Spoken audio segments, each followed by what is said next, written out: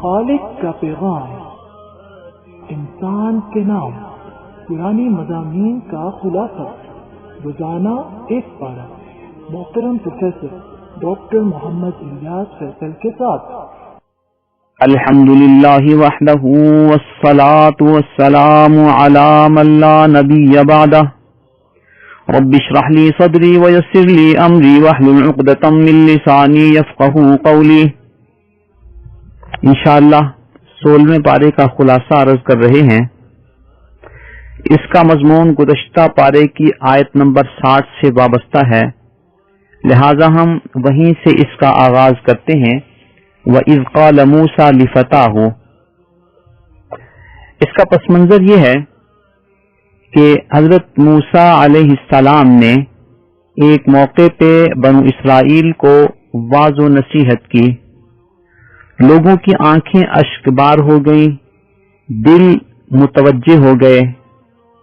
واعظ کے بعد ایک شخص نے آ کر آپ سے پوچھا کہ دنیا میں آپ سے بڑا عالم کوئی اور ہے؟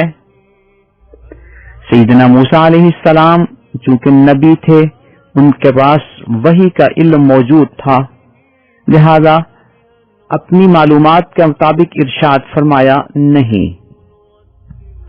اللہ رب العزت نے ان کو متوجہ کرنے کے لیے ارشاد فرمایا کہ دنیا میں ایسا آدمی بھی ہے جو علم کے حوالے سے بعض چیزوں میں آپ سے زیادہ ہے، آپ اس کے پاس جائیں اور ان کے علم کا مشاہدہ کریں۔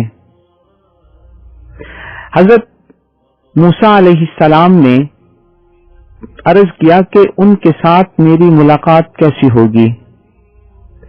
فرمایا کہ دونوں سمندروں کے ملنے کی ایک جگہ ہے، جب وہاں تک تم پہنچو گے تو تمہارے پاس جو مچھلی خوراک کے طور پر ہوگی وہ وہاں سے سرک کر اپنا رستہ بنا لے گی اور پانی میں چلی جائے گی۔ وہیں پہ اس شخصیت کا قیام ہوتا ہے۔ حضرت موسیٰ علیہ السلام اپنے ساتھ ایک نوجوان کو لے کر اس سفر پر روانہ ہوئے۔ اس نوجوان کا نام حضرت یوشع بن نون بتایا جاتا ہے۔ راستے میں کھانے کے لیے مچھلی کا انتظام تھا، اور جب یہ ایک مقام پہ پہنچے، حضرت موسیٰ علیہ السلام آرام فرما رہے تھے کہ حضرت یوشع نے دیکھا کہ وہ مچھلی حرکت میں آئی ہے اور اس نے اپنا رستہ بنایا اور پانی کے اندر چلی گئی۔ انہوں نے سوچا کہ حضرت موسیٰ علیہ السلام جب آرام کر کے اٹھیں گے تو میں ان کی خدمت میں صورتحال عرض کر دوں گا۔ جب حضرت موسیٰ علیہ السلام اٹھے تو انہیں یاد دلانا بھول گیا۔ حضرت موسیٰ علیہ السلام حسب پروگرام اپنے سفر کو جاری رکھے ہوئے آگے بڑھے۔ کچھ فاصلہ طے کرنے کے بعد نوجوان سے کہا کہ تھک گئے ہیں، کھانے کا تو لاؤ۔ انہیں یاد آیا کہ کھانے کا جو انتظام تھا وہ تو مچھلی تھی، اور مچھلی تو ہم سے نکل گئی۔ انہوں نے عرض کیا حضرت وہ مچھلی تو فلاں پڑاؤ پہ جہاں ہم قیام فرما تھے وہیں سرک کر پانی میں چلی گئی تھی، اب کھانے کی کوئی چیز میرے پاس نہیں ہے۔ حضرت موسیٰ علیہ السلام سمجھ گئے کہ یہی وہ جگہ تھی جہاں اللہ تعالیٰ نے بطور نشانی کہا تھا کہ جہاں سے وہ مچھلی سرک کر تم سے چلی جائے گی وہیں قریب ان کا قیام ہوگا۔ حضرت موسیٰ علیہ السلام واپس اسی مقام پر آئے، وہاں دیکھا کہ ایک شخصیت موجود ہے، ان سے ملاقات کی اور ان سے عرض کیا کہ میں آپ کے پاس کچھ دن رہنا چاہتا ہوں۔ انہوں نے پوچھا آپ کون ہیں؟ حضرت موسیٰ علیہ السلام نے فرمایا میں موسیٰ ہوں۔ انہوں نے پوچھا کہ بنی اسرائیل کے موسیٰ؟ تو انہوں نے فرمایا جی ہاں۔ جب انہوں نے ان سے علم سیکھنے کے حوالے سے بات کی تو حضرت خضر علیہ السلام نے فرمایا آپ کے پاس تو تورات کا علم موجود ہے، میرے علم کی مثال اور تمہارا علم کی مثال اللہ کے علم کے مقابلے میں دیکھو، وہ پرندے نے پانی میں چونچ ڈال کر جتنا پانی اٹھایا ہے، میرے اور تمہارے علم کی مثال اللہ کے علم کے مقابلے میں یہ ہے، اور تمہارے پاس اللہ کا علم آ رہا ہے، پھر تم نے مجھ سے کیا سیکھنا ہے؟ حضرت موسیٰ علیہ السلام نے 7 قیام اور کچھ سیکھنے پر جب اصرار کیا تو حضرت خضر نے فرمایا کہ اگر میرے ساتھ رہنا ہے تو سوال نہ کرنا جب تک کہ خود میں اس بات کا تم سے ذکر نہ کر دوں۔ اس بات پر اتفاق ہوا۔ کچھ دیر کے بعد حضرت خضر علیہ السلام نے حضرت موسیٰ علیہ السلام اور حضرت یوشع کو ساتھ لیا اور ایک سفر پر روانہ ہو گئے۔ آگے کا سفر کشتی کے ذریعے طے ہونا تھا۔ کشتی میں بیٹھنے لگے تو کشتی کے مالک نے پہچان لیا کہ تم خضر ہو؟ حضرت خضر نے فرمایا ہاں۔ تو انہوں نے عرض کیا کہ آپ کشتی میں تشریف فرما ہو، ہمارے ساتھ سفر کریں، ہم آپ سے پیسے نہیں لیں گے۔ یوں سفر کا آغاز ہوا۔ رستے میں حضرت خضر علیہ السلام نے اسی کشتی کی ایک تختی اکھیڑنی شروع کر دی۔ حضرت موسیٰ علیہ السلام نے فرمایا کہ ایک تو اس کشتی والے نے بغیر کرائے کے ہمیں اپنی کشتی میں بٹھایا ہے اور آپ اسی کی کشتی کو توڑ رہے ہیں، کہیں خطرہ ہے کہ ہماری کشتی ہی پانی کی وجہ سے ڈوب جائے، اس میں پانی آ جائے اور ہم سب ڈوب جائیں۔ حضرت خضر نے فرمایا میں نے تمہیں کہا تھا کہ آپ مجھ سے کوئی سوال نہیں کریں گے جب تک کہ خود میں تمہیں نہ بتا دوں، اور ساتھ ہی کہا کہ تم میرے ساتھ چل نہیں پاؤ گے۔ حضرت موسیٰ علیہ السلام نے فرمایا کہ میں بھول گیا تھا، آئندہ ایسے نہیں ہوگا۔ سفر جاری رہا، کشتی سے اترے، آگے چلے تو دیکھا کہ کچھ بچے کھیل رہے تھے۔ حضرت خضر علیہ السلام نے ان میں سے ایک بچے کو پکڑا اور قتل کر دیا۔ حضرت موسیٰ علیہ السلام نے عرض کیا کہ آپ نے ایک بلا وجہ شخص کو قتل کر دیا۔ حضرت خضر نے فرمایا کہ میں نے تمہیں کہا تھا کہ تم سوال نہیں کرو گے، پھر تم نے سوال کر دیا۔ حضرت موسیٰ علیہ السلام نے پھر عرض کیا کہ میں آئندہ ایسے نہیں کروں گا۔ آگے بڑھے تو کھانے کا تقاضا تھا اور جس قبیلے سے ان کا گزر ہو رہا تھا ان سے کہا کہ ہم مسافر ہیں، ہمارے کھانے کا انتظام کرو۔ اس قوم قبیلے نے ان حضرات کو کھانا دینے سے انکار کر دیا۔ حضرت خضر علیہ السلام نے وہیں پہ دیکھا کہ ایک دیوار گرنے والی تھی۔ حضرت خضر نے اس دیوار کو اثر نو تعمیر کر دیا اور اس پر اچھی خاصی محنت صرف ہوئی۔ حضرت موسیٰ علیہ السلام نے عرض کیا کہ اس وقت ہمیں کھانے کا تقاضا تھا اور اس قوم نے تو ہمیں کھانا بھی مہیا نہیں کیا، آپ نے اس قوم کے علاقے میں ایک گرتی ہوئی دیوار کو اثر نو تعمیر کر دیا، کیا ہی بہتر ہوتا کہ آپ اس پر ان سے کوئی اجرت لے لیتے۔ حضرت خضر علیہ السلام نے فرمایا 3 باتیں ہو چکی، اب یہ میری اور تمہاری جدائی کا وقت ہے، اس سے زیادہ اب تم میرے ساتھ نہیں رہ سکتے۔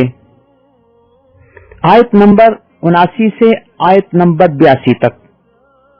اب یہ گزشتہ 3 معاملات کی جو اصل تفصیل تھی حضرت خضر علیہ السلام نے وہ بیان کی کہ جو کچھ یہ اس سفر کے دوران ہوا اس کا پس منظر کیا تھا.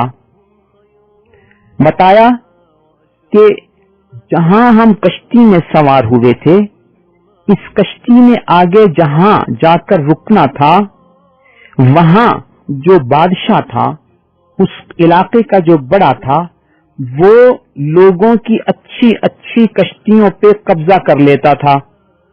لہذا میں نے اس کشتی کی ایک تختی توڑ دی تاکہ یہ عیب دار ہو جائے اور وہ جب دیکھے تو کہے کہ یہ تو کمزور سی کشتی ہے، میرے کام کی نہیں ہے، لہذا اس کو چھوڑو، اس کو میں نہیں لیتا.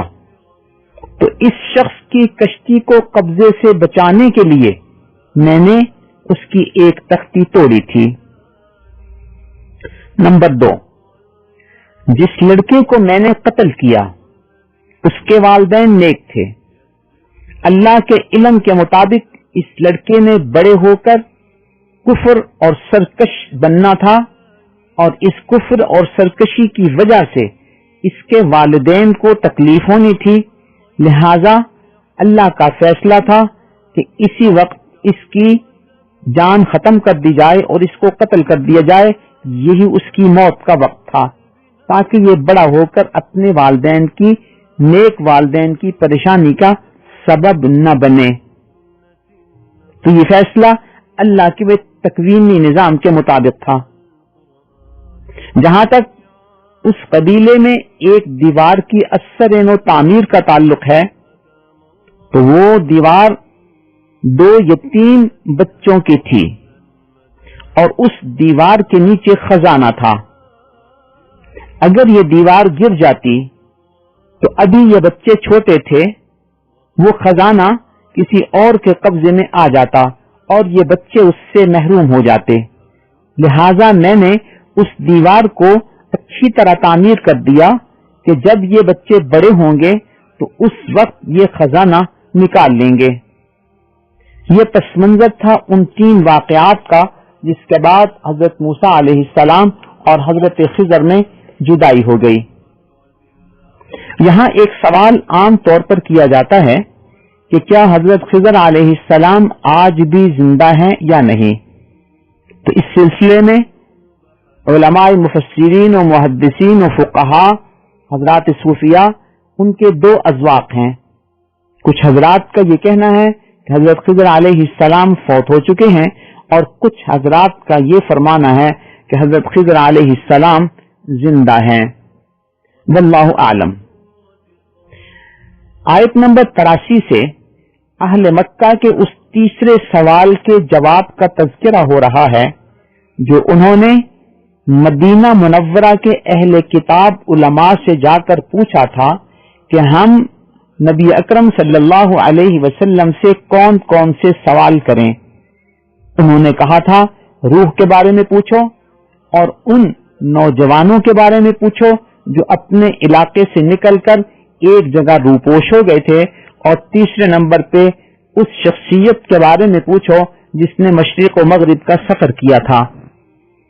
تو آیت نمبر 83 سے اس تیسرے سوال کا جواب ہے وَيَسْأَلُونَكَ عَنْ ذِي الْقَرْنَيْنِ. یہ آپ سے ذوالقرنین کے بارے میں سوال کرتے ہیں. اگلی بات کو واضح کرنے سے پہلے یہ عرض کرتے چلیں کہ تاریخ میں مختلف ناموں کے ذوالقرنین بادشاہوں کا تذکرہ موجود ہے. یہاں وہ شخصیت مراد ہیں جو صحیح العقیدہ تھے، اللہ کی تعلیمات کو ماننے والے تھے، اور بعض علماء کے قول کے مطابق وہ نبی بھی تھے. لہذا ایسے ذوالقرنین جنہوں نے کچھ فتوحات تو کی ہیں لیکن وہ مشرک تھے، یہاں وہ مراد نہیں ہیں. وَيَسْأَلُونَكَ عَنْ ذِي الْقَرْنَيْنِ. یہ آپ سے ذوالقرنین کے بارے میں جب سوال کرتے ہیں تو آپ فرما دیجئے کہ ان قریب میں تمہیں ان کے بارے میں معلومات دوں گا. اللہ فرماتے ہیں کہ ہم نے ذوالقرنین کو حکومت دی تھی اور حکومت چلانے کے لیے ہر طرح کا ساز و سامان بھی دیا تھا. ایک دفعہ انہوں نے مغربی علاقے کا سفر کیا جہاں سورج ڈوبتا ہے. سفر کرتے کرتے وہ خشکی کے اس مقام تک پہنچے جہاں آگے سمندر ہی سمندر تھا، پانی تھا. وہاں انہوں نے ایک منظر کشی کی کہ سمندر کو جب انسان تا حد نگاہ دیکھتا ہے تو اسے سیاہی نظر آتی ہے.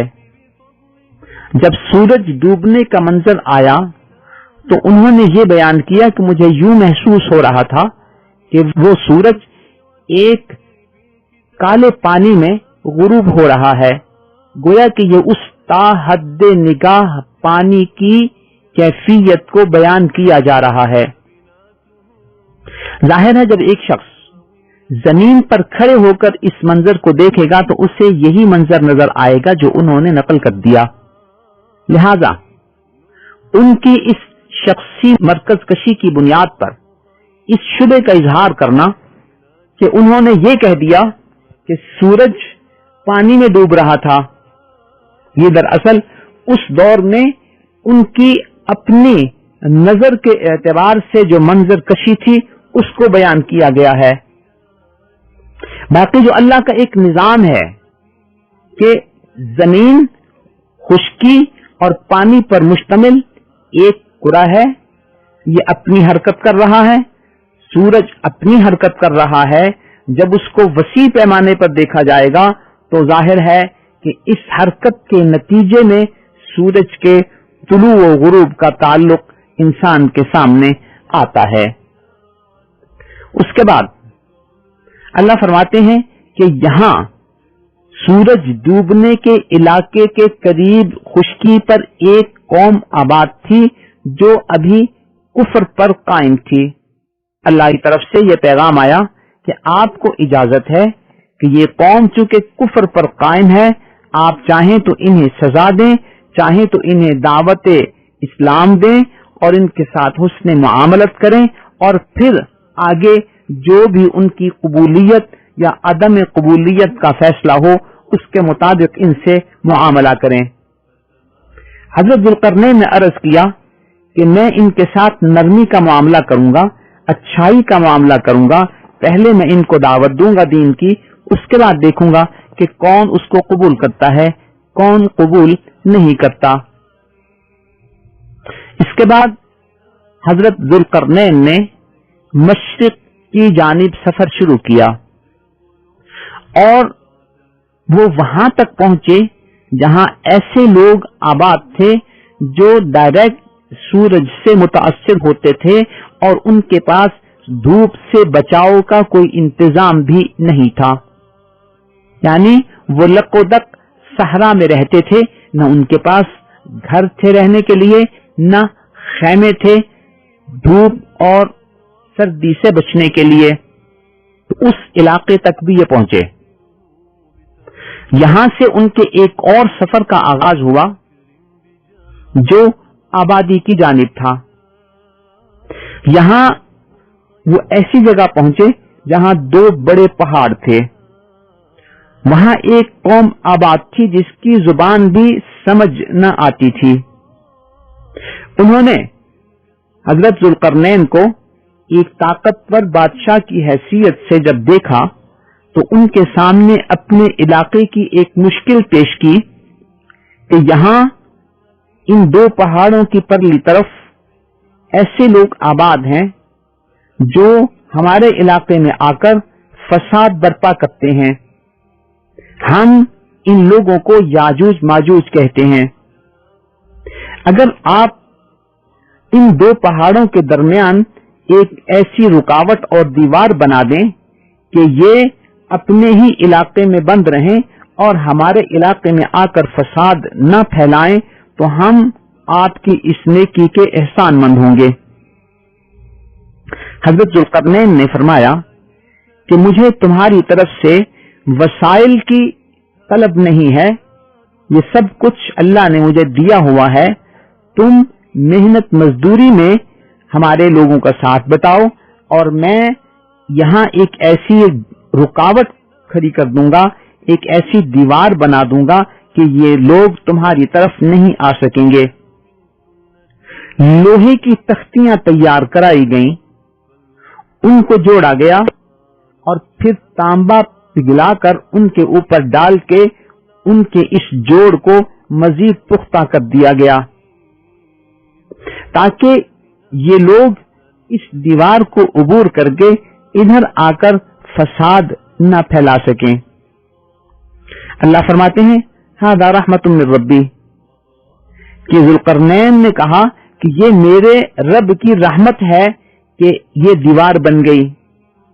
फइज़ा जाअ वअदु रब्बी जअलहु दक्का, जब अल्लाह का वादा पूरा होने का वक्त आ जाएगा तो ये दीवार टूट जाएगी, पिघल जाएगी, अल्लाह ताला इसको ढाल देंगे। इस दीवार को सद्द जुल्करनैन भी कहा जाता है, जुल्करनैन की बनाई हुई दीवार।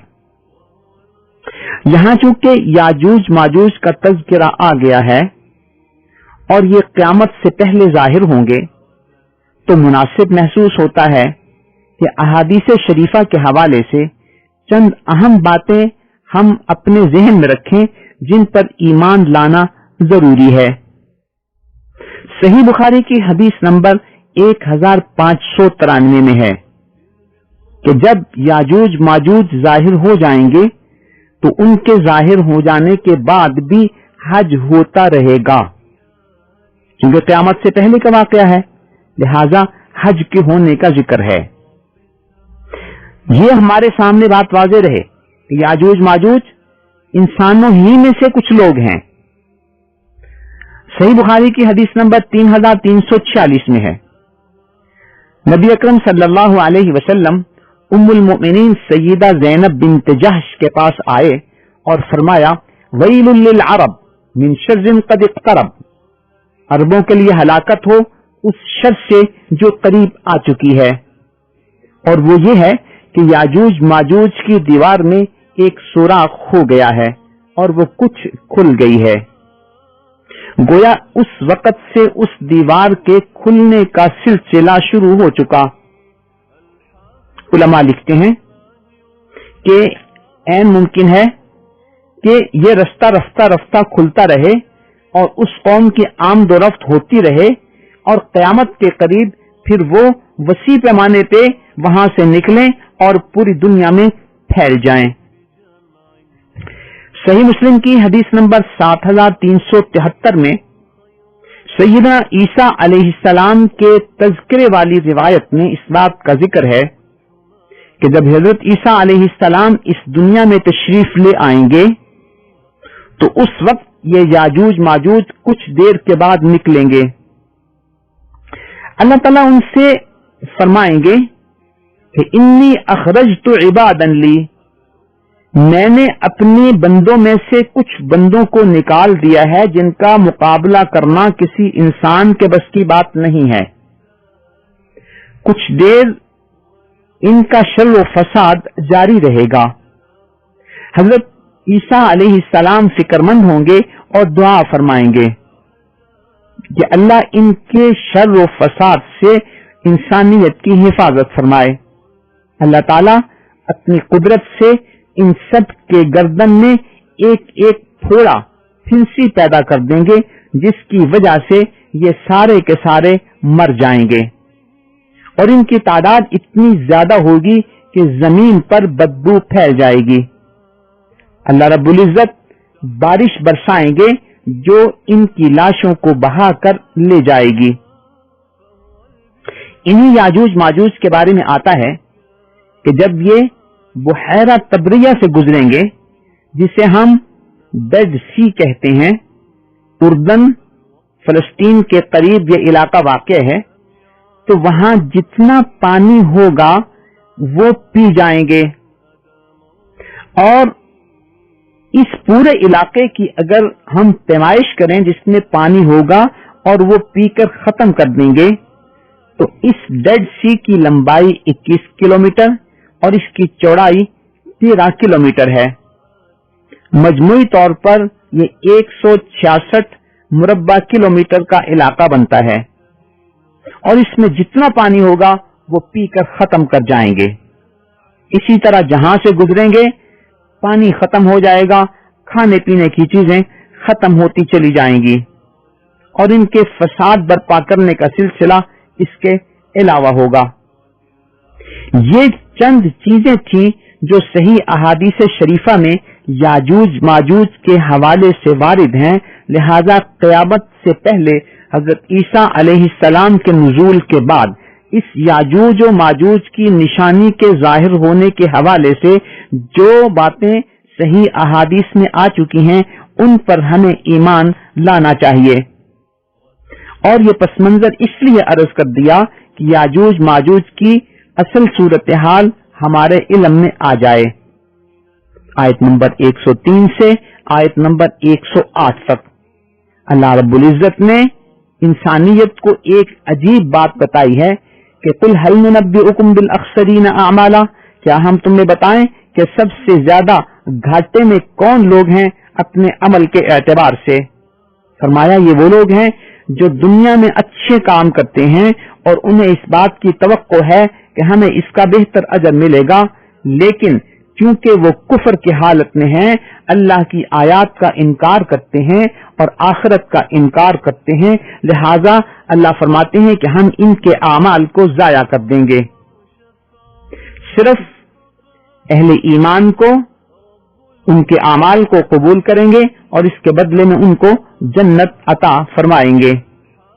यूं आजकल बहुत सारे इंसान अपने तौर पर अपनी खुशफहमी के एतबार से बड़े अच्छे और नेक आमाल कर रहे होते हैं, लेकिन उसकी असल बुनियाद ईमान है। अगर ईमान है तो वो अल्लाह के यहाँ कबूल है, अगर ईमान नहीं है तो वो अल्लाह के यहाँ कबूल नहीं है। आयत नंबर 109 में अल्लाह फरमाते हैं कि मेरे इतने एहसानात हैं तुम्हारे ऊपर और मेरा इतना वसी इल्म है और मैंने ऐसी ऐसी चीजें इस कायनात में अपनी आयात के तौर पर पैदा कर दी हैं कि अगर समंदर शाही बन जाए और लिखना शुरू करें तो इन कलिमात को नहीं लिख सकते। ये स्याही खत्म हो जाएगी, लेकिन अल्लाह रब्बुल इज्जत के कलिमात आयात एहसानात तख्लीक ये खत्म नहीं होगी। आयत नंबर 110 में नबी अकरम सल्लल्लाहु अलैहि वसल्लम से ये फरमाया गया कि ये आपसे जो नित नए मुतालबात और मोजज़ात मांगते रहते हैं, आप इन्हें अपना मनसब आला बता दें कि अल्लाह ताला ने मुझे इस मखलूक में जिस मनसब रिसालत पर फाइज किया है ये तमाम रसूलों से अफजल है, और चूंकि रसूल तमाम मखलूक से अफजल होता है और मैं उन तमाम रसूलों में अफजल हूं, लिहाजा मेरी हैसियत मखलूक में सबसे अफजल हस्ती की है। नबी अकरम सल्लल्लाहु अलैहि वसल्लम का मकाम अल्लाह के बाद सबसे बड़ा है, यह आपके मनसब रिसालत की वजह से। दूसरी बात इरशाद फरमाई गई कि आप इन्हें बता दीजिए कि ये मुझसे तुम जो अजीब अजीब मुतालबात मुअजिजात के करते हो, इन्नमा अना बशरुम मिस्लुकुम, मैं अपनी जिन्स के एतबार से हजरत आदम अलैहिस्सलाम की औलाद में हूँ, अब्दुल्ला और आमिना का बेटा हूँ, मैं भी एक बशर हूँ, मैं खुदा नहीं हूँ कि मैं तुम्हारे मुतालबात तुम्हारी मर्जी के मुताबिक पूरे कर सकूं। सूरह मरियम का आगाज हो रहा है। बिस्मिल्लाहिर्रहमानिर्रहीम। ये सूरत मक्की है, इसकी 98 आयत हैं। आयत नंबर 1 से आयत नंबर 15 तक हजरत ज़करिया अलैहिस्सलाम के हवाले से कुछ बातें बताई गई हैं। सूरह आले इमरान में इस बात का तज़किरा है कि हजरत ज़करिया अलैहिस्सलाम हजरत मरियम की तरबियत और निगरानी फरमाया करते थे, और जब उनके यहाँ आते तो देखते कि उनके यहाँ बेमौसम फल रखे हुए हैं। हैरान होते और पूछते कि ये तुम्हें कहाँ से आते हैं, तो उन्होंने बताया कि ये अल्लाह मेरे पास भेजते हैं। जब हजरत ज़करिया अलैहिस्सलाम ने ये देखा कि अल्लाह ताला बेमौसम फल भी अता फरमा देते हैं, तो मैं अगर बूढ़ा हो गया हूं तो फिर भी अगर मैं اللہ تعالیٰ سے اولاد کی دعا کرتا ہوں تو یہ اللہ کی عادات کے اعتبار سے اللہ کے نظام سے کچھ بعید نہیں ہے. لہذا انہوں نے اللہ سے اپنی اولاد کی دعا کی کہ جو ان کا اور ان کے علم کا، ان کے خاندانی سلسلے کا وارث بنے، اور دعا فرمائی فَهَبْ لِي مِن لَّدُنكَ وَلِيًّا يَرِثُنِي وَيَرِثُ مِنْ آلِ يَعْقُوبَ. اللہ رب العزت نے حضرت زکریا علیہ السلام کی دعا قبول فرمائی اور انہیں حضرت یحییٰ کی بشارت دی. یوں اس پورے کے پورے رکوع میں یہ بات واضح ہوئی کہ حضرت زکریا علیہ السلام نے اولاد کی دعا اللہ سے کی اور اللہ نے ہی ان کو اولاد دینے کی بشارت سنائی. حضرت زکریا علیہ السلام ایک نبی ہیں اور برگزیدہ نبی ہیں. وہ اپنی اولاد کے لیے اللہ سے دعا مانگ رہے ہیں، تو ہم بھی اپنی اولاد کے لیے اللہ سے دعائیں مانگیں گے. اگر نبی اللہ سے مانگتا ہے تو نبی کے علاوہ وہ کون ہو سکتا ہے کہ جو ایسی شخصیت ہو کہ ہم اس سے مانگیں؟ یقیناً نبی کے بعد اور کوئی ایسی ہستی نہیں ہے. لہذا ہمارے معاشرے میں اللہ کے علاوہ جن شخصیات سے اس طرح کی دعائیں مانگی جاتی ہیں، اولاد مانگی جاتی ہے، یہ اللہ کے ساتھ شرک کرنے کے مترادف ہے. نبی بھی اللہ سے اولاد کی دعائیں مانگا کرتے تھے. آیت نمبر 16 سے آیت نمبر 35 تک حضرت سیدہ مریم علیہ السلام کو حضرت عیسیٰ علیہ السلام کی بشارت اور ان سے متعلقہ بعض چیزوں کا تذکرہ ہے. سیدہ مریم اپنی گھر میں تھی کہ ایک فرشتہ آیا اور اس نے آ کر انہیں یہ بشارت سنائی کہ آپ کا ایک بیٹا ہوگا. وہ اس مرد نما شکل اور شخص کو دیکھ کر یہ کہنے لگی انی اعوذ بالرحمن منک، میں اللہ کی پناہ میں آتی ہوں تجھ سے، یعنی تو مجھ سے دور ہو جا. ان کنت تقیہ، اگر تو اللہ سے ڈرنے والا ہے تو مجھ سے دور ہو جا، میں کسی مرد سے بات نہیں کرتی. انہوں نے تسلی دی انما انا رسول ربی کی، میں آپ کے رب کا نمائندہ بن کر آیا ہوں، لأہب لک غلاما زکیہ، تاکہ میں آپ کو ایک بیٹا دے سکوں اللہ کے حکم سے.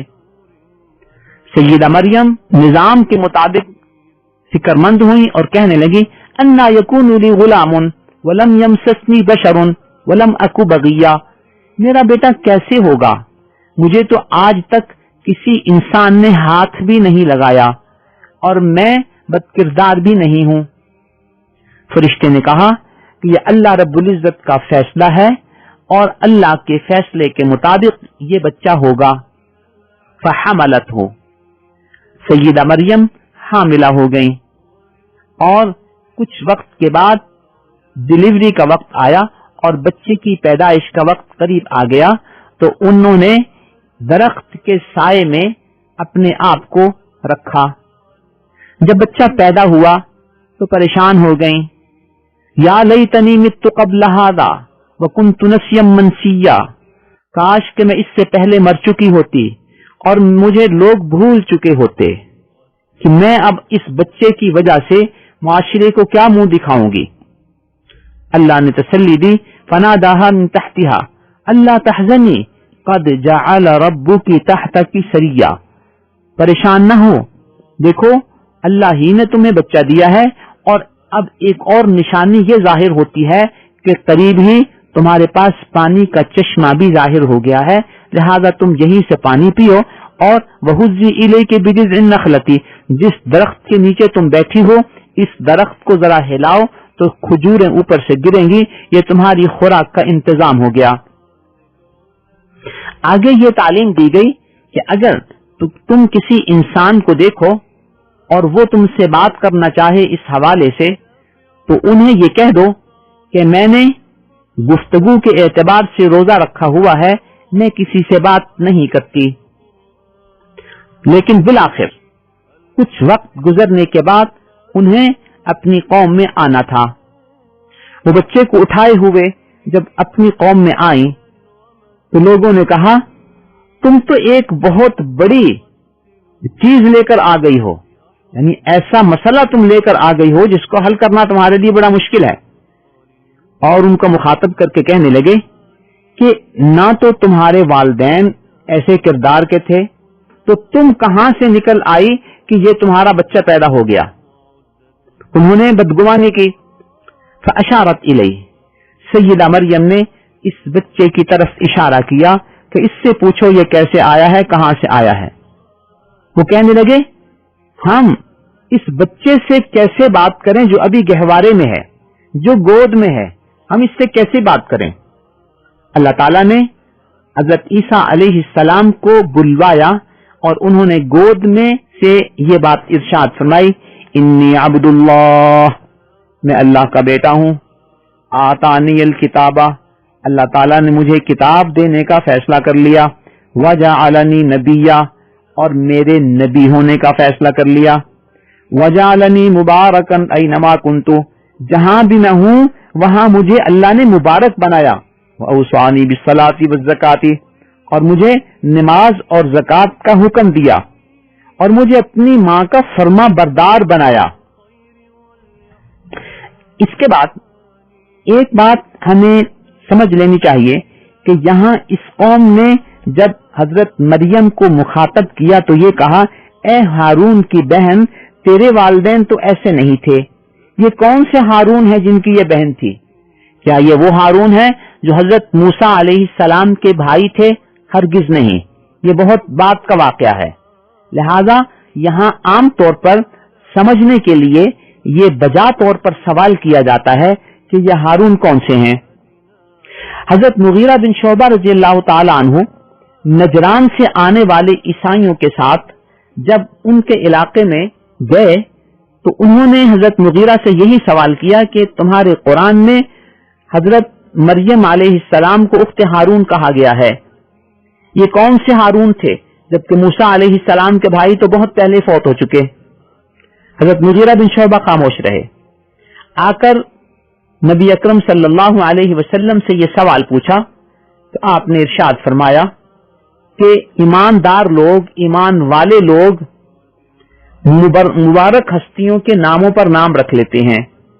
گویا حضرت ہارون علیہ السلام جو حضرت موسیٰ علیہ السلام کے بھائی تھے، ان کے نام کو مبارک سمجھتے ہوئے یہاں بھی کسی نے اپنا نام ہارون رکھا ہوا تھا، اور وہ سیدہ مریم کے قریبی تھے، کزن تھے، یا کوئی ایسی بڑی شخصیت تھے کہ جن کی طرف منسوب کر کے یا اخت ہارون کہا گیا. آیت نمبر 41 سے 50 تک سیدنا ابراہیم علیہ السلام اور ان کے والد کے حوالے سے کچھ تفصیلی معلومات ہیں. سیدنا ابراہیم علیہ السلام نے اپنے والد کو مخاطب کرتے ہوئے فرمایا، لم تعبد ما لا يسمع ولا يبصر ولا يغني عنك شيئا، تم ایسے بتوں کی کیوں عبادت کرتے ہو جو نہ سنتے ہیں، نہ دیکھتے ہیں، نہ تمہیں کوئی فائدہ پہنچا سکتے ہیں. گویا عبادت کے لیے ضروری ہے کہ وہ ہماری بات سنتا ہو، ہمیں دیکھتا ہو، ہمارے نفع نقصان کا مالک ہو. دوسری بات حضرت ابراہیم علیہ السلام نے فرمائی، یا ابت لا تعبد الشیطان، اے ابا جان شیطان کی عبادت نہ کرو. یہ اسی طرف اشارہ ہے کہ جب مشرک بتوں کی پوجا کرتا ہے تو یہ شیطان پوجا کروا رہا ہوتا ہے، اور شیطان ان بتوں کے حوالے سے انہیں مختلف باتیں کر کرا کے اطمینان میں رکھتا ہے. تو اسی لیے حضرت ابراہیم علیہ السلام نے تہ تک پہنچ کے کہا کہ تم جو بتوں کی عبادت کرتے ہو یہ اصل میں شیطان کی عبادت کرتے ہو. بات کو غصہ آ گیا اور انہوں نے یہ کہا کہ ابراہیم اگر تم اپنے اس مشن سے باز نہ آئے تو لأرجمنک، میں تمہیں پتھروں سے ہلاک کر دوں گا. حضرت ابراہیم علیہ السلام نے باپ کے اس سخت جواب کی روشنی میں بڑے ادب کے ساتھ یہ ارشاد فرمایا، سلام علیک، آپ پر اللہ کی سلامتی ہو، میں اللہ سے آپ کے بارے میں استغفار کرتا رہوں گا. ساتھ ہی فرمایا کہ میں تم سے بھی علیحدگی اختیار کرتا ہوں اور جن لوگوں کی اور جن چیزوں کی تم عبادت کرتے ہو ان سے بھی میں علیحدگی اختیار کرتا ہوں۔ اللہ فرماتے ہیں کہ انعام کے طور پر اللہ تعالیٰ نے حضرت ابراہیم علیہ السلام کو حضرت اسحاق علیہ السلام کی بشارت دی اور ان کی اولاد میں حضرت یعقوب کی بشارت دی۔ آیت نمبر 51 سے آیت نمبر 58 تک حضرت موسیٰ علیہ السلام کے حوالے سے ہمیں کچھ باتیں بتائی گئی ہیں کہ حضرت موسیٰ علیہ السلام کو طور کی طرف بلایا گیا۔ جب انہیں نبوت سے سرفراز کر کے فرعون کی دعوت کی ذمہ داری سونپی گئی تو انہوں نے عرض کیا کہ اے اللہ، مجھے میرا بھائی ہارون بطور معاون دے دیں کہ وہ بہت اچھی گفتگو کر لیتا ہے۔ ساتھ ہی ساتھ انہی آیات میں حضرت اسماعیل علیہ السلام، حضرت ادریس اور دیگر انبیاء کا ذکر ہے۔ آیت نمبر 59 میں اس بات کا تذکرہ ہے کہ یہ انبیاء عظیم لوگ تھے، ان کے ماننے والے عظیم لوگ تھے، لیکن ان کے بعد کچھ ایسے ناخلف لوگ آئے جو ان کی تعلیمات سے دور تھے، نافرمان تھے، اور سب سے بڑی نافرمانی یہ تھی کہ وہ نماز کا اہتمام نہیں کرتے تھے اور شہوت پرست تھے۔ ایسے لوگوں کا انجام جہنم ہے۔ ہاں، جنہوں نے توبہ کی اللہ رب العزت انہیں جنت عطا فرما دیں گے۔ آیت نمبر 66 میں اس بات کا تذکرہ ہے کہ کچھ لوگوں نے یہ سوال کیا کہ جب ہم مر جائیں گے تو پھر کیا ہم زندہ کیے جائیں گے؟ اللہ فرماتے ہیں کہ جس طرح ہم نے تمہیں پیدا کیا تھا اور تم کچھ نہیں تھے، اسی طرح اللہ قیامت والے دن تمہیں زندہ کریں گے۔ پھر اللہ نے قسم کھا کر فرمایا فَوَرَبِّكَ لَنَحْشُرَنَّهُمْ، تیرے رب کی قسم ہم ضرور انہیں قیامت والے دن زندہ کر کے اٹھائیں گے اور ان سے پوچھیں گے پھر اَيُّهُمْ أَشَدُّ عَلَى الرَّحْمَنِ عِتِيًّا، آج کون ہے جو اللہ رب العزت کے سامنے اپنی قوت کا اظہار کر سکے۔ ایسے وقت میں نافرمانوں کا ٹھکانہ جہنم ہوگا اور اللہ تعالیٰ اہل ایمان کو جنت عطا فرمائیں گے۔ آیت نمبر 88 کے بعد چند آیات میں شرک کرنے والوں کے حوالے سے اور اللہ کے بیٹے ٹھہرانے والوں کے حوالے سے اللہ تعالیٰ نے بہت سخت ناراضگی کے الفاظ استعمال فرمائے ہیں۔ اللہ فرماتے ہیں وَقَالُوا اتَّخَذَ الرَّحْمَنُ وَلَدًا، ان لوگوں کا یہ خیال ہے کہ اللہ تعالیٰ کے بیٹے ہوتے ہیں یا اللہ نے کوئی بیٹا بنا لیا ہے۔ اللہ فرماتے ہیں کہ یہ بہت بڑی غلطی کر رہے ہیں یہ بات کہہ کر، اور یہ اتنی بڑی گستاخی ہے، اتنی بڑی غلطی ہے، قریب ہے کہ اس غلطی کی وجہ سے آسمان پھٹ جائیں، زمین شق ہو جائے اور پہاڑ ریزہ ریزہ ہو جائیں کہ انہوں نے اللہ کی طرف بیٹے کو منسوب کیا ہے۔ اللہ کا مقام تو یہ ہے کہ ان کل من فی السماوات والارض الا آتی الرحمن عبدا، کہ آسمان و زمین میں جو کچھ ہے یہ سب کچھ قیامت کے دن اللہ کے سامنے عبد بن کر آئے گا۔ وہاں کوئی اللہ کا بیٹا نہیں ہوگا، چاہے وہ حضرت عیسیٰ علیہ السلام ہو، چاہے حضرت عزیر علیہ السلام ہو یا اور کوئی شخصیت ہو، سب اللہ کے بندے بن کر آئیں گے۔ تو ان آیات میں اللہ تعالیٰ کی طرف بیٹا منسوب کرنے کی غلطی کی طرف اشارہ کیا گیا کہ یہ بہت بڑا الزام ہے اور بہت بڑی گستاخی ہے اللہ کے حضور۔ بسم اللہ الرحمن الرحیم، سورہ طٰہٰ کا تذکرہ ہم کرتے ہیں۔ یہ سورت مکی ہے اور 135 آیات پر مشتمل ہے۔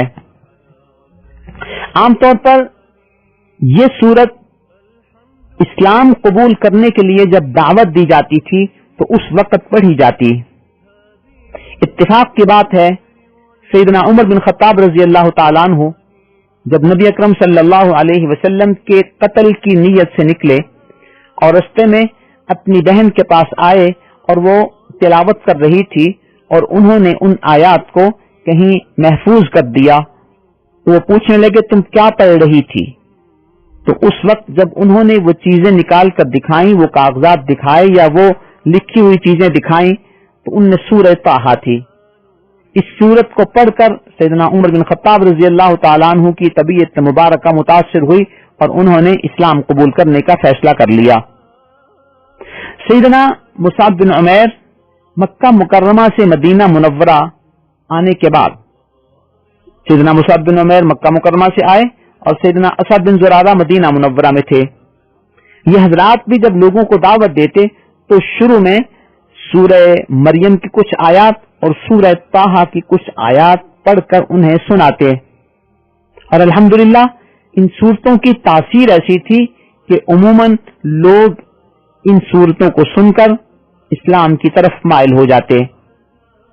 آج بھی اسلام کی دعوت دینے والے حضرات ان صورتوں کو اور خاص طور پر سورہ طٰہٰ کی ابتدائی آیات کو پڑھتے ہیں، چاہے مخاطب کو سمجھ نہ آئے، لیکن ان کی تاثیر ایسی ہے کہ وہ شخص اس سے متاثر ہوتا ہے اور اللہ اس کے دل کو اسلام کی طرف مائل فرما دیتے ہیں۔ سورت کے آغاز میں قرآن کریم کے حوالے سے اس بات کا تذکرہ ہے کہ اللہ نے اس قرآن کو نازل کیا تاکہ لوگ اس سے نصیحت حاصل کریں اور اس کی بات کو مان کر اپنی دنیا و آخرت کو سنوار لیں۔ آیت نمبر 8 میں اس بات کا تذکرہ ہے کہ اسماء حسنی اللہ ہی کے لیے ہیں۔ نبی اکرم صلی اللہ علیہ وسلم نے ان بہت سے اسماء حسنی میں سے 99 اسماء گرامی کا تذکرہ اپنی حدیث مبارک میں کیا ہے۔ ان اسماء اللہ الحسنی کو یاد کرنا بھی باعث فضیلت ہے، اور دعا مانگنے سے پہلے ان اسماء اللہ الحسنی کو پڑھ کر دعا مانگنا باعث برکت ہے۔ خود اللہ ارشاد فرماتے ہیں وَلِلَّهِ الْأَسْمَاءُ الْحُسْنَى فَادْعُوهُ بِهَا، اسماء حسنی اللہ ہی کے لیے ہیں اور تم ان اسماء حسنی کے حوالے سے اللہ سے دعا مانگا کرو۔ چاہے سارے اسماء حسنی کو پڑھ کر دعا مانگو یا اللہ کے جو اسماء حسنی ہمارے آپ کے ذہن میں آتے رہیں، ہم ان اسماء حسنی کا ذکر کریں اور ذکر کر کے اللہ سے دعا مانگنے کا سلسلہ جاری رکھیں۔ یہاں جب اللہ نے ارشاد فرمایا کہ اسماء حسنی اللہ ہی کے لیے ہیں، اس کا معنی یہ ہے کہ ان اسماء حسنی کا جو مفہوم ہے یہ صرف اور صرف اللہ کے ساتھ خاص ہے، اللہ کے علاوہ کسی اور میں یہ چیز موجود نہیں ہے، یہ وصف موجود نہیں ہے۔ اس وصف کو غیر اللہ کی طرف منسوب کرنا یہ شرک شمار ہوتا ہے۔ چند اسماء گرامی کے حوالے سے اللہ خالق ہے، پیدا کرنے والا ہے، غیر اللہ کو خالق سمجھنا، کسی اور سے اولاد مانگنا یہ شرک ہے۔ مصور، رحم مادر کے اندر بچے کی تصویر بنانے والا، بچے کا خاکہ بنانے والا اور بچے کا جسم بنانے والا یہ اللہ کی ذات ہے، اللہ کے علاوہ کسی اور کو یہ منصب دینا یہ شرک ہے۔ غفار اللہ کی صفت ہے، اللہ کے علاوہ کسی اور کو غفار سمجھنا شرک ہے۔ رزاق اللہ کی صفت ہے، اللہ کے علاوہ کسی اور کو رزاق سمجھنا شرک ہے۔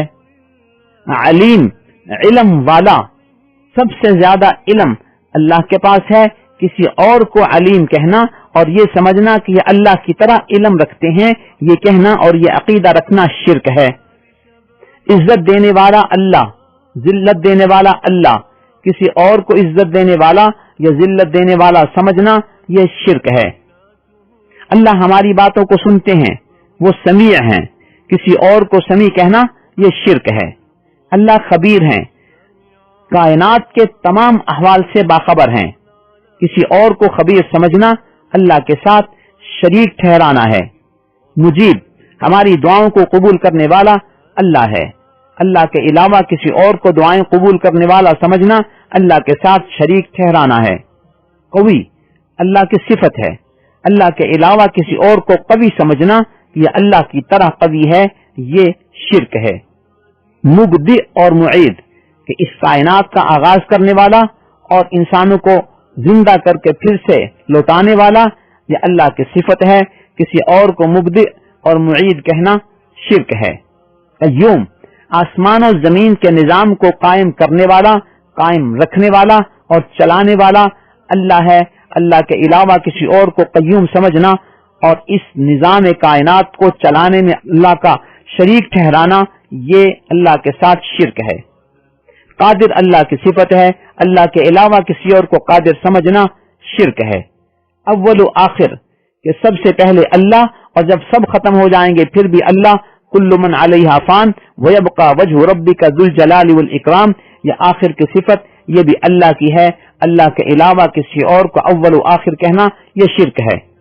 تواب توبہ قبول کرنے والا اللہ، اللہ کے علاوہ کسی اور کو توبہ قبول کرنے والا سمجھنا اللہ کے ساتھ کسی کو شریک ٹھہرانا ہے۔ مالک الملک بادشاہوں کا بادشاہ اللہ ہے، اللہ کے علاوہ کسی اور کو یہ وصف دینا شرک ہے۔ ہمارے ہاں بادشاہوں کا بادشاہ کا لفظ غیر اللہ کے لیے استعمال کرنا یا شہنشاہ کا لفظ غیر اللہ کے لیے استعمال کرنا یہ مناسب نہیں، اور اگر اس کا عقیدہ رکھا جائے کہ یہ بادشاہوں کا بادشاہ اس معنی میں ہے کہ ان سے اوپر اور کوئی بادشاہ نہیں، تو یہ شرکیہ لفظ ہوگا۔ لہذا اس میں چونکہ دو معنی پائے جاتے ہیں، لہذا شہنشاہ کے لفظ سے احتیاط کرنی چاہیے۔ آیت نمبر 9 سے حضرت موسیٰ علیہ السلام کا تفصیلی قصہ شروع ہوتا ہے۔ اس صورت میں تفصیلی طور پر حضرت موسیٰ علیہ السلام کا قصہ مختلف انداز میں بیان فرمایا گیا ہے۔ حضرت موسیٰ علیہ السلام جب حضرت شعیب علیہ السلام کے ہاں سے اپنے مختلف سال مکمل کر کے واپس اپنے علاقے میں تشریف لا رہے تھے تو رستے میں انہیں ایسا محسوس ہوا جیسے یہاں آگ ہے۔ تو آگ ہونے کا مطلب یہ تھا کہ یہاں کوئی قبیلہ بیٹھا ہوا ہے اور یا مسافر ہیں، تو انہوں نے فرمایا کہ میں یہاں ان لوگوں سے کچھ آگ لے آؤں تاکہ اس آگ کی روشنی میں ہم اپنا سفر جاری رکھ سکیں۔ جب وہ اس روشنی کی جگہ پر پہنچے تو انہیں آواز آئی کہ انی انا ربکا، تم ایسی جگہ ہو کہ میں تمہارا رب ہوں، یہاں ادب کے لیے اپنے جوتے اتار دو۔ پھر ان کو بتایا گیا کہ میں نے آپ کو اپنی رسالت کے لیے منتخب کر لیا ہے، اب آپ پر وحی آیا کرے گی، اور پہلی وحی یہ ہے انی انا اللہ لا الہ الا انا فاعبدنی، میں اللہ ہوں اور میرے سوا اور کوئی معبود نہیں، لہذا تم میری ہی عبادت کرو، وَأَقِمِ الصَّلَاةَ لِذِكْرِي، اور میری یاد اور میرے ذکر کے لیے نماز کو قائم کرو۔ جب قیامت آئے گی تو میری تعلیمات کو ماننے والا کامیاب ہوگا اور نہ ماننے والا تباہ ہوگا۔ پھر اللہ کی طرف سے پوچھا گیا کہ تمہارے دائیں ہاتھ میں کیا ہے؟ سیدنا موسیٰ علیہ السلام نے ایک جواب دینے کی بجائے ایک جواب کی صفات بیان کی۔ اے اللہ، یہ میرے ہاتھ میں میرا عصا ہے، میری لاٹھی ہے، اتوکأ علیہا، میں کبھی کبھی اس پہ سہارا بھی لے لیتا ہوں، وأحش بها علی غنمی، اور میں اپنی بکریوں کو اس سے چراتے ہوئے ذرا آگے بھی چلا لیتا ہوں، ولی فیہا معارب اخرى، اور اس میں میرے اور بھی بہت سارے کام چل جاتے ہیں۔ اللہ نے ارشاد فرمایا القھا، اس عصا کو اب تم زمین پہ پھینکو۔ تو حضرت موسیٰ علیہ السلام نے عجیب منظر دیکھا، فاذا ہی حیۃ تسعی، کہ وہ لاٹھی تو سانپ بن گئی ہے۔ اب حضرت موسیٰ علیہ السلام اس کو دیکھ کے ذرا خوف محسوس کرنے لگے تو اللہ کی طرف سے حکم ہوا کہ ڈرو نہیں، اسے پکڑ لو، جب تم اسے پکڑو گے تو یہ اپنی اصلی حالت میں آ جائے گی۔ ہم چونکہ تمہیں اپنا نبی منتخب کر چکے ہیں، لہذا اپنے ہاتھ کو اپنے بغل میں رکھ کے ذرا نکالو تو دیکھنا کہ یہ کس طرح سفید اور روشن ہو جائے گا۔ یہ آپ کے پاس دوسرا معجزہ ہے۔ اب ان معجزات کو اور ان تعلیمات کو لے کر جاؤ اور فرعون کو جا کر اللہ کی توحید کی دعوت دو۔ حضرت موسیٰ علیہ السلام نے اس ذمہ داری کو اپنے اوپر ڈالتے ہی اللہ سے دعا مانگی، رب اشرح لی صدری ویسر لی امری واحلل عقدۃ من لسانی یفقہوا قولی، اے اللہ میرے سینے کو کھول دے، میرے معاملے کو آسان کر دے، اور میری زبان میں جو ایک لکنت کا عقدہ ہے اے اللہ اس کو ختم فرما دے۔ دوسری دعا یہ مانگی کہ اے اللہ میرے ساتھ میرے ہارون بھائی کو بھی بھیج دے تاکہ ہم اچھے طور پر تیرا پیغام اس تک پہنچا سکیں۔ اللہ کی طرف سے ان کی دعا قبول ہوئی اور حضرت ہارون علیہ السلام کو بھی حضرت موسیٰ علیہ السلام کے ساتھ نبوت میں شریک کر کے بھیج دیا گیا۔ آیت نمبر 37 سے آیت نمبر 98 تک حضرت موسیٰ علیہ السلام کے حوالے سے بہت سی باتوں کا تذکرہ ہے۔ یہاں حضرت موسیٰ علیہ السلام کو ان کا ماضی یاد دلایا گیا کہ جب تم پیدا ہوئے تھے تو ہم نے تمہاری والدہ کو یہ کہا تھا کہ اگر تم اپنے پاس رکھو گے تو یہ فرعون اس بچے کو قتل کر دے گا، لہذا اس بچے کو ایک صندوق میں ڈالو اور صندوق میں ڈال کے اس بچے کو دریا میں بہا دو۔ تو تمہاری والدہ نے ایسے ہی کیا کہ بچپن میں ہی تمہیں ایک لکڑی کے باکس میں ڈال کر دریا میں بہا دیا تھا۔ ہم نے تمہاری والدہ کو بتایا تھا کہ یہ اس شخص کے ہاں پلے گا جو اس بچے کا بھی دشمن ہے اور میرا بھی دشمن ہے، وہ اس کو پالے گا۔ یوں جب فرعون کے دربار میں وہ پانی بہتے ہوئے یہ صندوق پہنچا تو اس نے اٹھایا اور دیکھا ایک بچہ ہے، تو اس نے کہا کہ چلو ہم اس کو اپنا بیٹا بنا لیں گے، تو اس نے ان کی پرورش کے لیے انہیں اپنے پاس رکھ لیا۔ اب حضرت موسیٰ علیہ السلام کی خالہ فرعون کے پاس گئیں اور اسے اس بات کی ترغیب دی کہ ہمارے ہاں ایک دودھ پلانے والی عورت ہے، اگر آپ چاہیں تو ہم اس عورت کو یہاں لے آئیں اور اس بچے کو دودھ پلا دیا کرے۔ فرعون نے حامی بھری تو خالہ نے حضرت موسیٰ علیہ السلام کی والدہ کو وہاں پہنچایا اور ان کے ذمے اپنے ہی بیٹے کی تربیت اور دودھ پلانے کی ذمہ داری وہ ڈال دی گئی۔ یہ پورا پس منظر ذکر کرنے کے بعد اللہ تعالیٰ نے حضرت موسیٰ علیہ السلام کو فرعون کی طرف جانے سے پہلے یہ بات ارشاد فرمائی کہ فقولا لہ قولا لینا، اس سے نرم انداز میں بات کرنا، لعلہ یتذکر او یخشی، شاید کہ وہ نصیحت حاصل کر لے یا اللہ کے عذاب سے ڈر جائے۔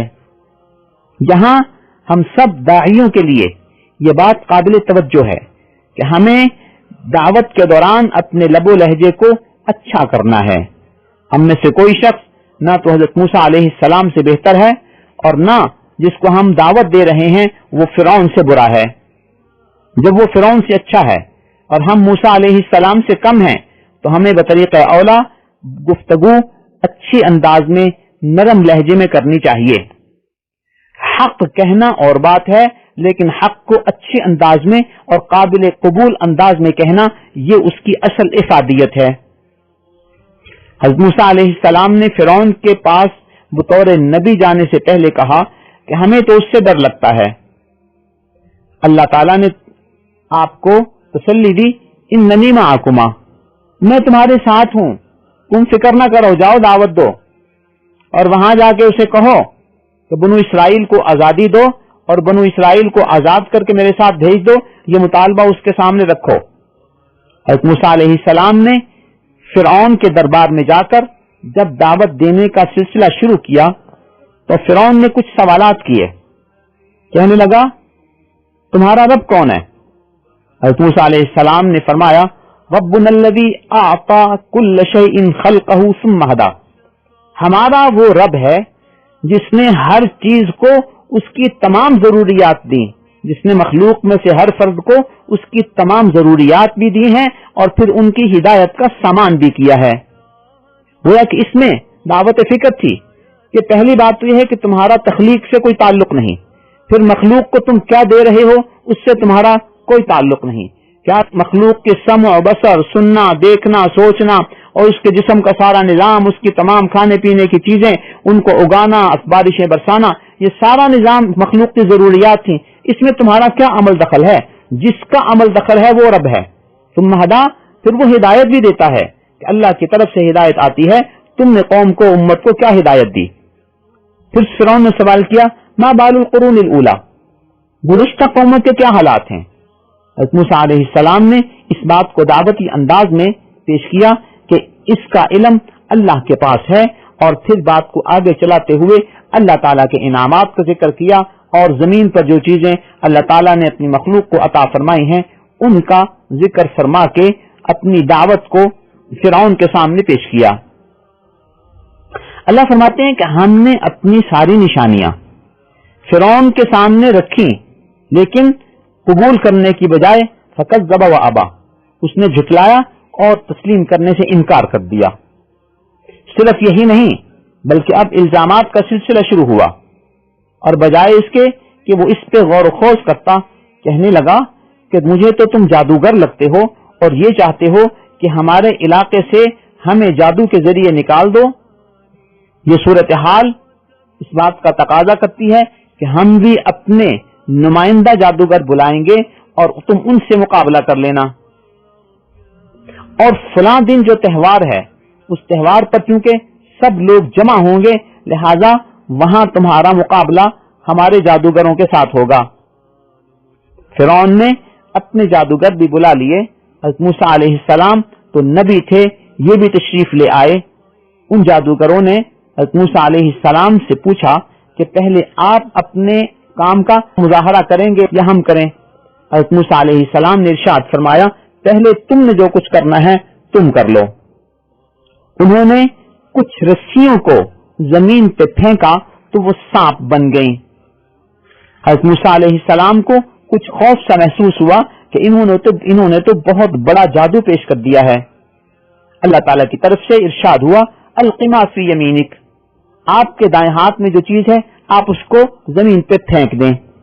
جب حضرت موسیٰ علیہ السلام نے اپنی لاٹھی کو زمین پر پھینکا تو اس نے ان تمام رسیوں کو جو سانپ کی شکل میں نظر آ رہی تھی نگل لیا. یہاں ایک بات ہمارے سمجھنے کی ہے کہ معجزے کے بارے میں ہم نے کہا تھا کہ نبی کا ہاتھ ہوتا ہے، اللہ کی قدرت ہوتی ہے. اس سے پہلے حضرت موسیٰ علیہ السلام کو جب نبوت ملی تھی اس وقت بھی اللہ تعالیٰ نے اس معجزے کا اظہار ان کے ذریعے کرایا تھا کہ اس لاٹھی کو پھینکو، وہ سانپ بن گئی. پھر فرمایا کہ اس کو پکڑ لو، یہ اپنی سابقہ حالت میں لوٹ آئے گی. اب جب ان جادوگروں نے رسیاں پھینکی اور وہ سانپ کی شکل میں ہلنے لگ گئیں، حضرت موسیٰ علیہ السلام کو جو طبی طور پر ایک خوف کی کیفیت محسوس ہوئی وہ اسی وجہ سے تھی کہ اب پتہ نہیں کیا ہوگا. اس لیے کہ ان کے مکمل اختیار میں اس معجزے کا ظہور نہیں تھا، یہ تو اللہ کی طرف سے آنا تھا. یہی وجہ ہے کہ جب اللہ کی طرف سے تسلی آ گئی کہ اب پھر تم پھینکو تو یہ عصا دوبارہ سانپ بن جائے گا اور ان سانپوں کو نگل لے گا. گویا اس میں یہ بات واضح ہو گئی کہ معجزے میں نبی کا ہاتھ ہوتا ہے، اللہ کی قدرت ہوتی ہے. یہ نہیں کہ ہر وقت وہ اس عصا کو پھینکے گا تو وہ سانپ ہی بنے گا. جب فرعون نے یہ منظر دیکھا تو وہ بھی پریشان ہوا، لیکن جادوگروں نے جب یہ منظر دیکھا تو انہیں حقیقت کا پتہ چل گیا کہ ہمارا جو کچھ ہے وہ جادو ہے اور اس نبی کا جو کچھ ہے یہ اللہ کا سچا پیغام ہے اور یہ نبی ہیں جو انہوں نے ہمارے مقابلے میں پیش کیا وہ جادو نہیں ہے. لہذا ان جادوگروں نے اسلام قبول کرنے کا اعلان کیا اور اللہ کے حضور سجدہ ریز ہو گئے.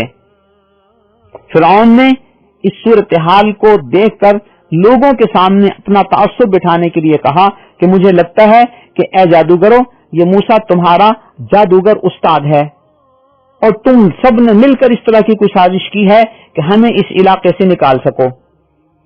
تم چونکہ میری قوم میں ہو، میری کارکردگی میں ہو، لہذا میں تمہیں سزا دوں گا، تمہارے الٹے ہاتھ پاؤں کاٹ دوں گا اور پھر کھجوروں کے درختوں کے اوپر تمہیں سولی دوں گا.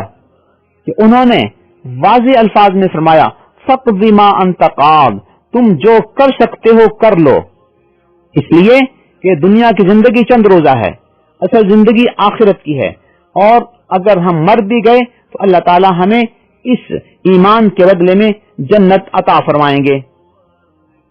الغرض کچھ عرصے کے بعد حضرت موسیٰ علیہ السلام کو اللہ کا حکم اور پیغام آ گیا کہ تم بنو اسرائیل کے ساتھ وقت طے کر لو اور ان کی نظروں سے بچ کے اپنی قوم کو لے کر یہاں اس علاقے سے نکل جاؤ. جب حضرت موسیٰ علیہ السلام اپنی قوم کو لے کر نکلے تھوڑی دیر بعد فرعون اور اس کے لشکر کو بھی اندازہ ہو گیا. انہوں نے ان کا پیچھا کیا. جب آگے یہ پہنچے تو پانی اور دریا تھا اور پیچھے فرعون کا لشکر تھا. بنو اسرائیل پریشان ہو گئے. حضرت موسیٰ علیہ السلام نے اپنی قوت ایمانی کا مظاہرہ کرتے ہوئے فرمایا کہ اللہ ہمارے ساتھ ہے. تھوڑی دیر میں اللہ کی طرف سے وحی آئی کہ آپ اپنا عصا اس پانی پر ماریں تو اس میں رستے بن جائیں گے اور آپ اس دریا کو یا پانی کو عبور کر لیں گے. ایسا ہی ہوا کہ بنو اسرائیل نے उसी पानी के अंदर से बने हुए रस्तों से गुजर कर उस रस्ते को उबूर कर लिया। फिरौन का लश्कर जो पीछा कर रहा था उसने भी बनु इसराइल का पीछा करते हुए उन्हीं रस्तों में अपना लश्कर डाल दिया। जब ये सब के सब पानी में पहुंच गए तो अल्लाह का हुक्म आया और वो पानी मिल गया और ये पूरे का पूरा लश्कर फिरौन समेत तबाह बर्बाद हो गया। यूं अल्लाह रब्बुल इज्जत ने बनु इसराइल को बचा लिया और फिरौन के लश्कर को तबाह कर दिया। इसके बाद मूसा अलैहिस्सलाम को दोबारा तूर पर बुलाया गया। हज़रत मूसा अलैहिस्सलाम कुछ दिनों के लिए तूर पर ही थे कि पीछे सामिरी ने और बनु इसराइल ने एक अजीब सा कारनामा अंजाम दिया। वो ये कि इनके पास जो जेवर था या जो सोना था वो इन्होंने जमा किया और जमा करके सामिरी को दे दिया। सामिरी ने उसको पिघलाया और पिघलाकर उसको एक बछड़े की शक्ल दी और उस बछड़े के मुंह में कोई चीज डाली जिसका तज़किरा आगे आ रहा है और वो बछड़ा बोलने लग गया। यूं बनु इसराइल जो पहले से शिर्क ज़दा थे और फिरौन को सजदे करने वाले थे, उनके अंदर तौहीद अभी पुख्ता नहीं हुई थी, उन्होंने शिर्क को अपना लिया और इस बछड़े को पूजने लग गए। हजरत हारून अलैहिस्सलाम ने इनको समझाने की बहुत कोशिश की तो उन्होंने कहा कि जब मूसा अलैहिस्सलाम आएंगे फिर इस मौजू पर बात करेंगे, जब तक वो नहीं आते उस वक्त तक हम इसी बछड़े की इबादत करते रहेंगे। हजरत मूसा अलैहिस्सलाम जब वापस तशरीफ लाए तो ये मंजर देखकर परेशान हो गए, फिक्रमंद हुए और हजरत हारून अलैहिस्सलाम की तरफ मुतवज्जे हुए कि मैं तो तुम्हें इस कौम की जिम्मेदारी देकर गया था और आपने इनको संभाला नहीं कि ये शिर्क में मुब्तला हो गए। हजरत हारून अलैहिस्सलाम ने जब महसूस किया कि भाई मेरी बात को किस नहज पे समझ रहे हैं तो फरमाया, यब्न उम्मा ला ताखुद बिलिहयती वला बिरासी, ए मेरे भाई मेरी दाढ़ी से और मेरे सर से पकड़कर मेरे ऊपर सख्ती वाला मामला ना करो। ये इस हद तक बिगड़ चुके थे कि मैंने समझाने की कोशिश की, अब अगर मैं इससे ज्यादा इनके ऊपर कोई सख्ती करता तो ये तफरीक में मुब्तला हो जाते और सूरत हाल बहुत ज्यादा बिगड़ जाती। हजरत हारून अलैहिस्सलाम का उज़र सुनने के बाद हजरत मूसा अलैहिस्सलाम सामरी की तरफ मुतवज्जे हुए कि सामरी ये तुम्हारा क्या किस्सा है। सामरी ने कहा कि जब हम दरिया और पानी को अबूर कर रहे थे तो फरिश्ते के पांव के नीचे, यानी ये फरिश्ता भी साथ साथ हमारे गुजर रहा था आगे, तो उसके पांव के नीचे जो मिट्टी होती थी उस मिट्टी की तासीर को मैंने देख लिया था, इन्होंने उसको महसूस नहीं किया, लिहाजा उस वक्त मैंने वहां से कुछ मिट्टी उठा ली थी, वो मेरे पास महफूज थी और मुझे पता था कि ये किसी वक्त अपना असर दिखाएगी, लिहाजा मैंने ये बछड़ा बनाया और इस बछड़े के मुंह में जब मैंने मिट्टी डाली तो ये बछड़ा बोलने लग गया। उसने ये सारी कहानी जब सुनाई, हजरत मूसा अलैहिस्सलाम ने नाराज होकर फरमाया कि तुम्हारी सजा ये है कि ला मिसास, तुम अब लोगों से यही कहा करोगे कि मुझे हाथ न लगाओ। ऐसी बीमारी में मुब्तला हो गया कि कोई उसको हाथ नहीं लगाता था। फिर हजरत मूसा अलैहिस्सलाम ने उस बछड़े को जला दिया और जलाने के बाद फरमाया, इन्नमा इलाहुकुमुल्लाहु अल्लज़ी ला इलाहा इल्ला हु, तुम्हारा इलाह, तुम्हारा माबूद वही है जिसके अलावा कोई इबादत के लायक नहीं है।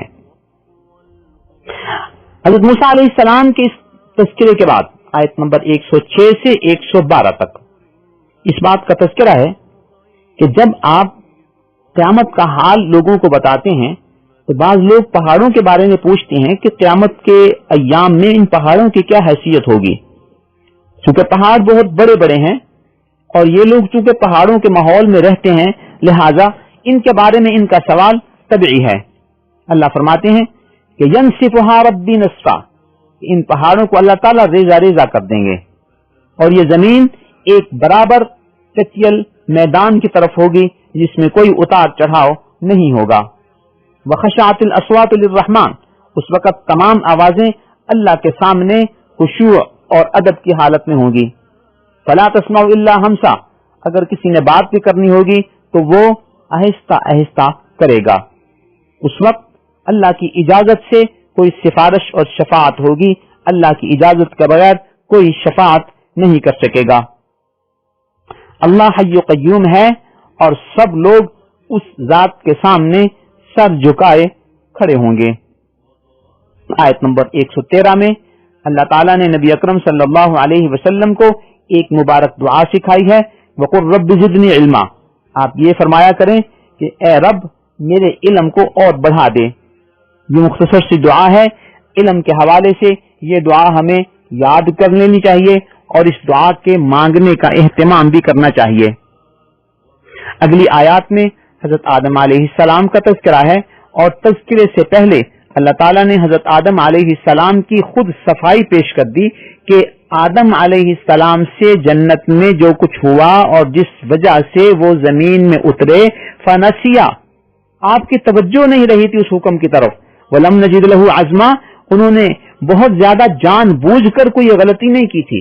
جب اللہ خود حضرت آدم علیہ السلام کا عذر بیان فرما رہے ہیں تو آج کون ہوتا ہے جو حضرت آدم علیہ السلام پر اور اس ابا حضور پر اور ان کی نبوت کی شخصیت پر کوئی اعتراض کرے کہ آدم علیہ السلام نے یہ کیا، ایسے کیا، کیوں کیا؟